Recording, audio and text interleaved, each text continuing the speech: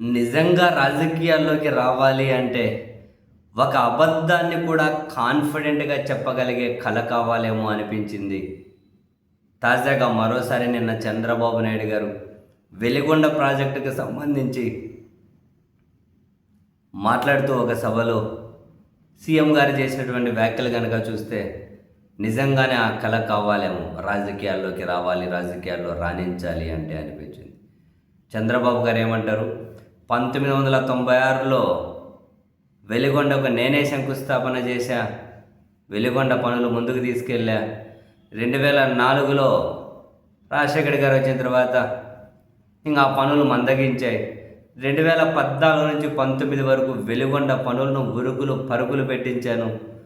19 నుంచి 24లో జగన్మోహన్ రెడ్డి గారు జగన్ వచ్చిన తర్వాత ఆ పనులు పూర్తిగా వదిలేశారు. 2024లో నేను అధికారంలోకి వచ్చిన తర్వాత మళ్ళీ పరుగులు పెట్టించి నీళ్ళు ఇవ్వబోతున్నాను అని చెప్పారు. అసలు చెప్పడం ఒక ఎత్తు, ఆ కాన్ఫిడెన్స్ మరొక ఎత్తు. ఎందుకని? చంద్రబాబు గారు 96లో శంకుస్థాపన చేసి 2004 వరకు పెట్టిన ఖర్చు ఎంత? 10 లక్షల రూపాయలు. అంటే అఫీషియల్ లెక్కలే కదా. ఆ 10 లక్షలు దేనికి ఖర్చు అయింది? 96లో శంకుస్థాపన సందర్భంగా అక్కడ వచ్చిన వాళ్ళకి భోజనాల ఖర్చు, ఆ సభకు అయిన ఖర్చు, అంతే. దాని ఖర్చే. ఇక్కడ వెలిగొండను పట్టించుకున్నారా? వెలిగొండను పట్టించుకున్నది ఎవరు? దాన్ని ముందుకు తీసుకెళ్ళింది ఎవరు? పనులు మొదలెట్టింది ఎవరు? మొదట గరాడేసింది ఎవరు? రాజశేఖర్ రెడ్డి గారు. వైఎస్ఆర్ చాలా పనులు చేసి పెట్టారు. సరే, తర్వాత 2014లో రాజశేఖర గారు చనిపోవడం, అది మళ్ళీ 2009లో రాజశేఖర రెడ్డి గారు చనిపోవడం, ఇంకా అవి అలాగే ఉండిపోవడం, పనులు ఎక్కడికక్కడ వదిలేశారు. 14లో చంద్రబాబు గారు వచ్చారు. చంద్రబాబు గారు వచ్చి ఏం చేశారో కాగ్ చెప్పింది. కాంట్రాక్టర్లకు సర్దుబాటు ఛార్జీల పేరుతో 630 కోట్ల రూపాయలు ఊరకే ఇచ్చేశారు అని చెప్పి కాగ్ ఆక్షేపించింది. ఏం పనులు చేశారు? ఎంత తవ్వారు? బేసిక్గా వెలుగొండ ఏంటి? శ్రీశైలం నుంచి 2 జంట సొరంగాల ద్వారా నల్లమల సాగర్కు నీళ్లు తీసుకెళ్ళి అక్కడి నుంచి ఆయకట్టుకు నీళ్ళు ఇవ్వాలి ప్రధాన కాలువల ద్వారా.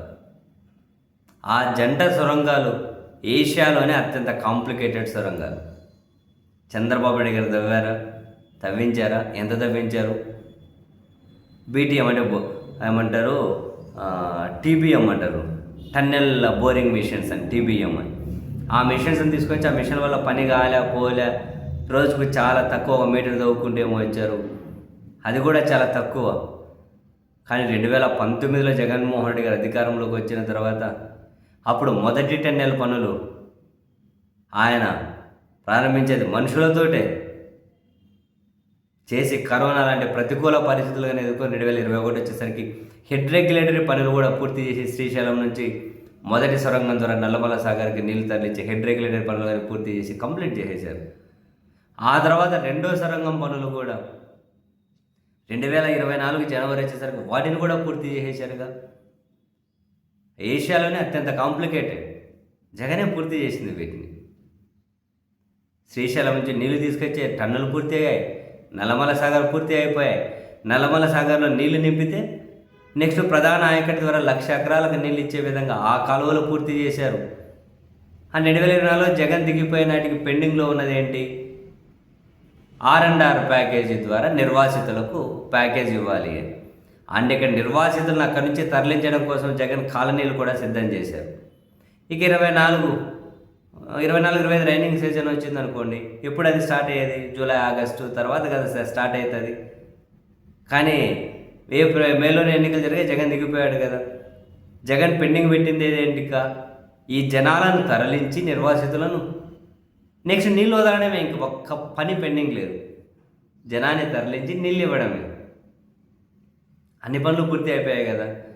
కానీ చంద్రబాబు నాయుడు గారి సర్కార్ ఒక 900 కోట్ల రూపాయల ఖర్చు పెట్టి R&R ప్యాకేజ్ కింద వీళ్ళని కనుక తరలించేసింటే అప్పుడే 2024-25లో నీళ్ళు ఇచ్చేసిండొచ్చు.